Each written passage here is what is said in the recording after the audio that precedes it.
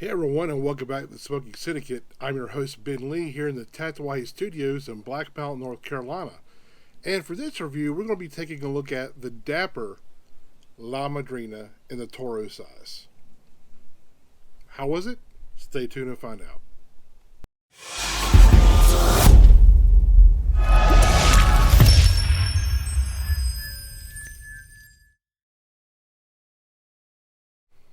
The La Madrina that we're reviewing today is in the Toro size, as you can see here.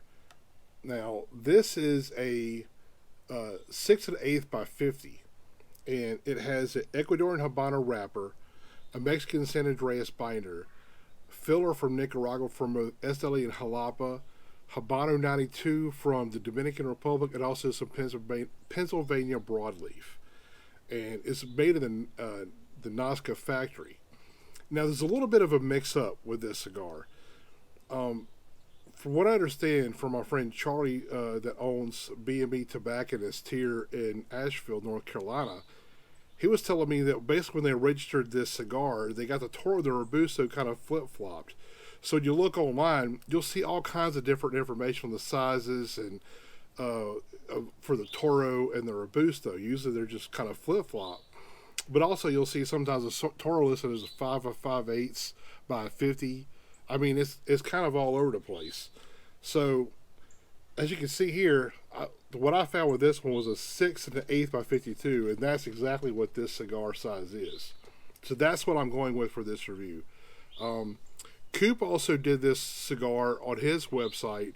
He's got it listed in the original, what was originally told to be at the original size for the Robusto when it was called the Robusto, even though it was a Toro size.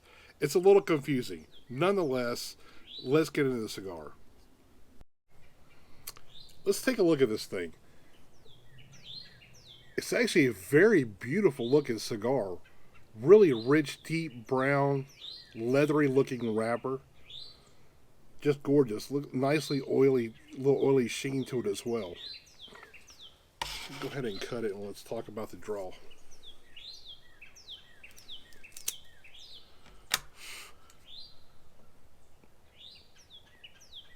The draw, including for this one and the other ones that I've tried, have all been really, really good.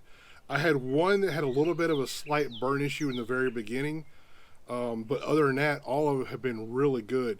This one has a great milkshake draw, and I'm getting notes of like a cedar and a cocoa note with a little bit of spice. Really kind of nice combo there. And just a hint of sweetness on it as well. So go ahead and light this up and let's get into it and talk about what the flavor profile is. Hey everybody, I'm into the cigar now. So on the first third, what I was getting was kind of a nice charred wood flavor with some earthiness, black pepper, and some nice sweetness.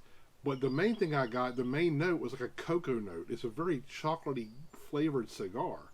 And there's a slight maltiness about it too on the first third. Now it burns, as it burns down to the second third, it kind of remains the same, but I get like a nice pecan nuttiness in it as well. And that maltiness kind of comes through a little bit more. Kind of reminds me like of malt balls or something like that, chocolate covered malt balls with that cocoa note and the maltiness. Now it's a full body from beginning to all the way to now, and I got a pretty long finish. But as it gets to kind of in the middle of the cigar, the finish gets a little bit shorter, but it's still really nice. Now in the final third, as the cigar is ending, what I get is that still that charwood. The sweetness dies down a little bit, so it's kind of like a semi-sweet cocoa note on there as well. The black pepper kind of goes a little bit high in the beginning, tapers down in the middle, and then kind of ramps back up a little bit at the end. I get still a lot of that kind of that cocoa malt ball note as well in here. So really, what the main flavors I get through the cigar is like charwood, earthiness, middleness with the nuttiness in the middle, with some of that cocoa malt ball kind of a flavor. It's actually a really good cigar, and near kind of the last third, it kind of goes to full plus. So it stays in the full territory the whole way, but it's kind of like in the lower end of full, then it kind of ramps up to the upper end of full when it gets to the end of it. Really, really good cigar. I'm really impressed with the cigar. Now, for this one, I'm going to score this a 90. I think it's an outstanding cigar. Dapper did a great job with this too. The shade, which is the Connecticut version, came out at PCA last year, and as soon as I get my hand on some of those, I'll be reviewing those next. But definitely check these out at your local brick and mortar. Really outstanding cigars. And on that note, I'll see you next time.